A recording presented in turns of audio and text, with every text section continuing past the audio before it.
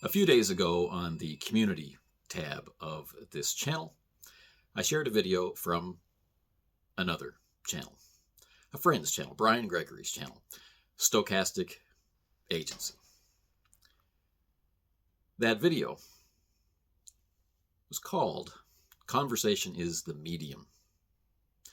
And it was about how we communicate with each other in play matters.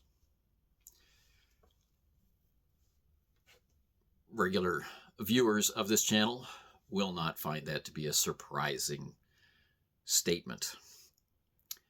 And the phrase itself, conversation is the medium, of course, arises from conversations that Brian and myself and others have been having in our small group of people who like to talk about and think about role-playing games, which we laughingly call the RPG Techniques Consortium, which you've heard me mention before.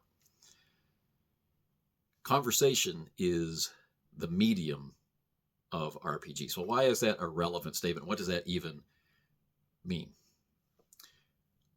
In the podcasts, in these videos, the answer to that has been given in bits and pieces, as if you were already in on the thought process.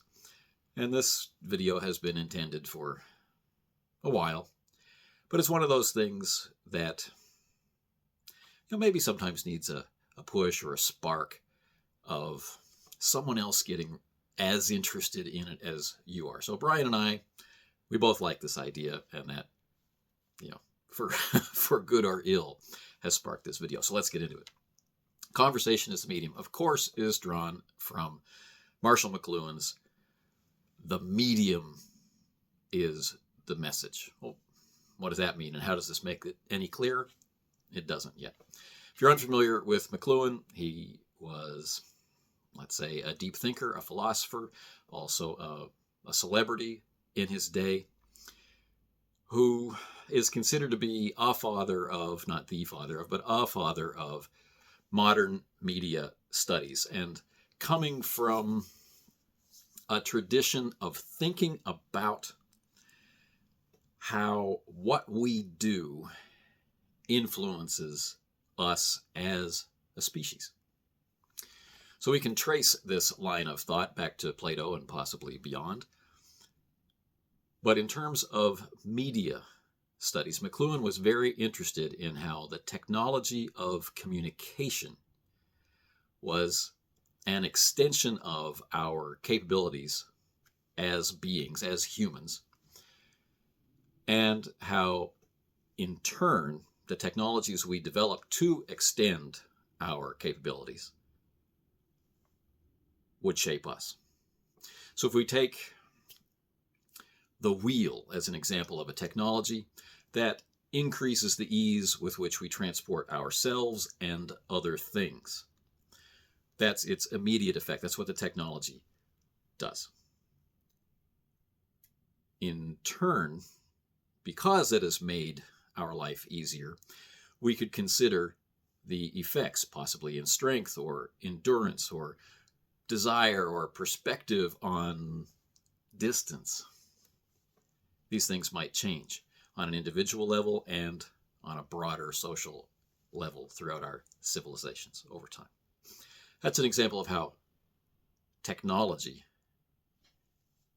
gives us more capability, and how that increased capability can in turn change us positively or negatively. In terms of media, McLuhan predicted basically the internet. He coined the phrase global village, how our increased capacity to communicate globally and share information quickly, perhaps instantly, would shrink the distances between us. But he posited that this would also lead to a return to a more tribal behavior. Both of these things have turned out to be true. Now, what, if anything, does this have in relation to RPGs? Well, conversation is the medium. The medium is the message. In role-playing games, how we play is verbal. We speak with each other. How we speak with each other influences, shapes, defines what our play actually is, who we are as players, how we even can conceive of the game. The medium is the message. What does the phrase mean? Well, to begin with, it's often misunderstood because McLuhan would go on to say that, using television as an example, that television is the medium, right? So it's audio and visual. That's the medium through which information is transmitted. Let's say detective fiction, let's say an investigation show. McLuhan would go on to say that the program itself, the individual thing that you actually sit down and watch on the television, is not particularly interesting or of any particular value in the study of the medium, in the study of the effect of television as a technology on us. This part is often misunderstood. How can the programming be irrelevant? But of course, the programming, the content produced for and delivered by television, is studied by other disciplines. His discipline was to study the medium. So if we are role-playing gamers who are interested in understanding and answering that ridiculously pervasive question of what is a role-playing game, then we, like McLuhan, are studying the medium. What is it? What can it do? What does it do? What do those people over there do with it? How are they communicating with each other? In the Powered by the Apocalypse communities, this phrase has been popularized, right? RPGs are a conversation. Over here, we like to say, well, if RPGs are a conversation, and of course they are, what is it about and how is it about that? Conversation is the medium. We're looking at the way that we use our words to create the experience of play. All right, that's how it's relevant. Now, again, according to McLuhan, that the medium, whatever that technology of transmitting information is, the medium affects the scale and form of human association and action. One example that he liked to use was of a light bulb. Okay. So if we are in darkness, then we are getting no visual information. If we are to turn on a light, then we start receiving information. So from this perspective, the light is conveying information to us, or at least enabling us to perceive it. So the intensity of the bulb, how bright that light is, will determine the scale, the amount of detail we can see, and so on. Content is revealed by the light, which was, of course, hidden by the darkness. This might be something like the color of a wall or words on a sign. We can take the light bulb example farther. We can say that the content itself might be made by light, such as a neon sign. It's not revealing something that was hidden. It actually gives us the information itself by its shape or by its color, a red stoplight or a green light for go. This is a neat parallel for human imagination. Right? The imagination, of course, allows us to remember things that happened. It allows us to remember things that happened or things that exist and change them. What if something else had happened instead? What if this aspect of the thing I'm remembering is a little different. If it were bigger, smaller, made from a different material. It allows us to build from things that we understand about the world. It allows us to create things that could exist. It allows us to create things that never existed. It allows us to build an understanding of, whether that's visual or something else, build an understanding of things that aren't described to us. At this point, people that I've had this conversation with might begin to think, well, maybe imagination is the medium. Imagination is the content. Imagination is the thing that's not particularly relevant to the study of the medium. It's very important to us. It's very important to the person watching the TV program. It's very important to the people playing the game. But in terms of studying the whole game, it's not particularly relevant. So, conversation is the medium of RPGs.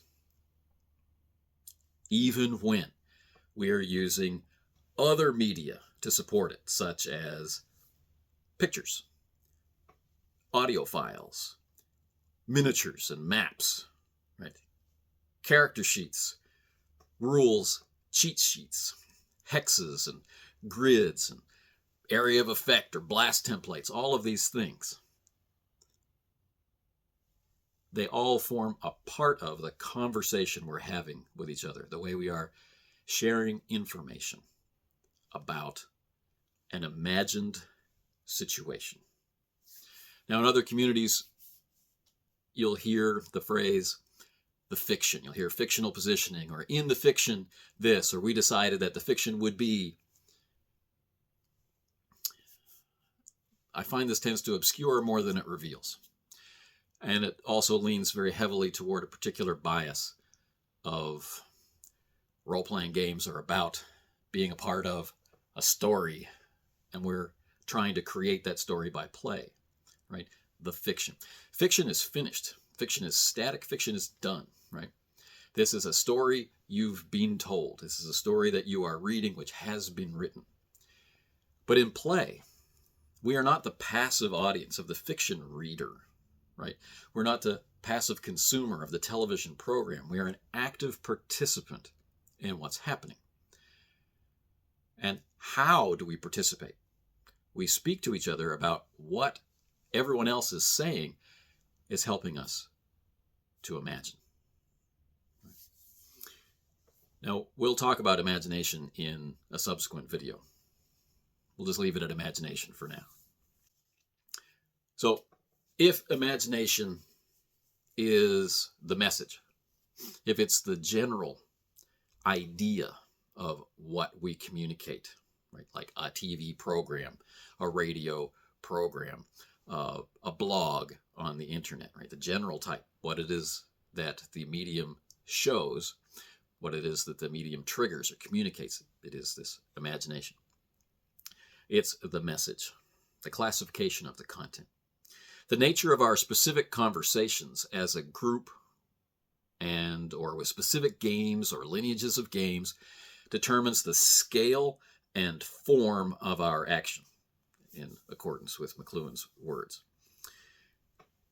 It informs the ability to, or the ease with which we communicate action, reaction, and interaction. It forms our actions, our reactions, and interactions with each other, with our characters, with the system, with the setting, and it balances, it provides the relative balance between each of those different aspects.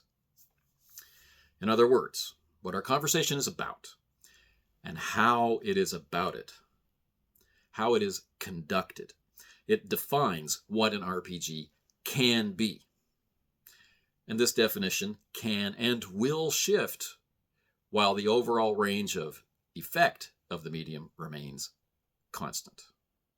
For example, our habits and our techniques of conversation will determine what our play is. And in our individual cultures of play, at our individual tables around the world, or our Zoom calls, or whatever it is, right? What we are doing with each other remains constant. We are exchanging information verbally. We are talking about items that we're sharing visually or audibly. We're talking about them and then giving action, reaction, and interaction. We are forming our decisions, we're forming our imagination based on what it is that we say to each other. Conversation as a medium is neither prepared nor directed. Right? It's not a script that we read to each other. We don't show up with lines memorized to play a role-playing game.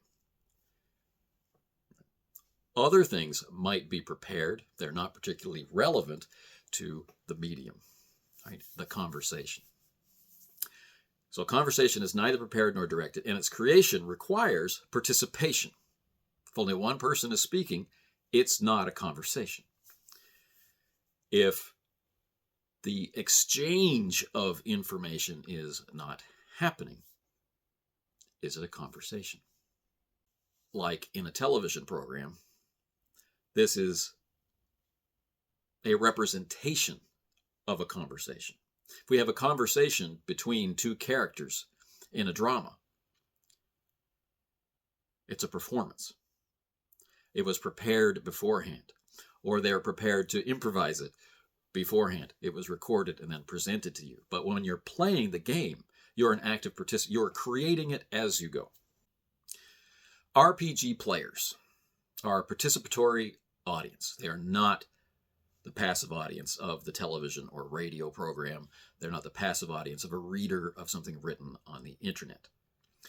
To play, we converse with each other and exchange information, leading to the understanding of each character's actions, reactions, and interactions in an imagined setting.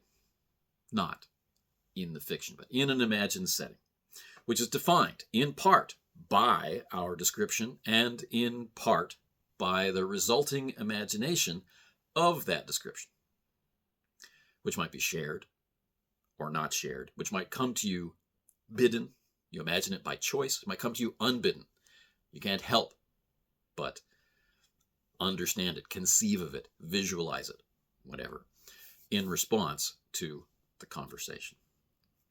So when we reference McLuhan, we can consider that if they've been placed, if this RPG gamer has been placed into a receptive or passive role as only audience for prepared material, that the medium, conversation, is either not being fully utilized, which would be an error of play, or has been pushed to an extreme where one or more of its aspects have been exaggerated greatly in nature. In both cases, the message, which in this case is the nature of RPGs themselves, will have been changed into something else.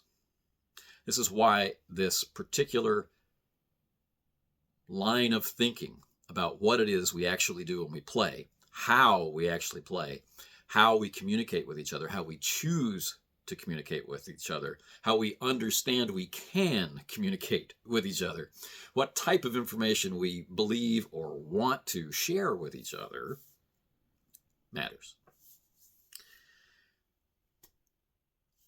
Whether or not this line of thinking leads us to define what is an RPG is a topic for another day. But I'd like to close this video with some questions. So I'd like you to think about what has been said. All right? Think on it. Visualize your normal group playing in your normal way. What does that play like? This is a question I've asked you many times before. What do you actually do when you play? How do you play? What do you talk about? What do you share? How do you think of play? What do you want to get from play? What are your goals? Right? So, with all of that information in hand, visualize imagine, conceive of the way your group plays. How do you play? What is that play like? Now, keep that idea, keep that imagination before you. Add in an audience. What if there was someone there passively watching you play?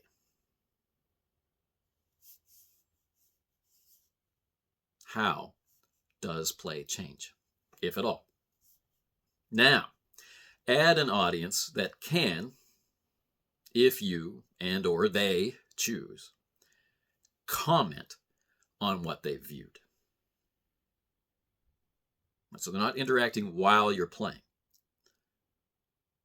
But after they've watched your play, they can leave a comment that can be read or heard or understood by your play group.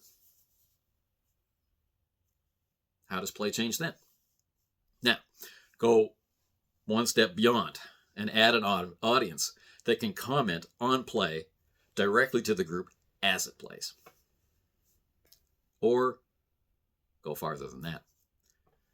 They can influence play itself, such as contributing outcomes, taking on the roles of characters. All these examples are things that we live with now in this age of actual play. Conversation is the medium. It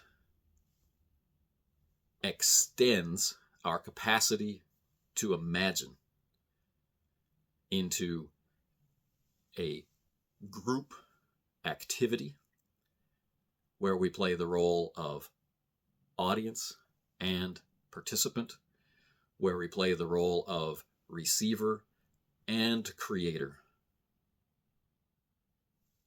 where traditionally it has been done in isolation and now is being conducted under observation and with interaction. Conversation is the medium of RPGs.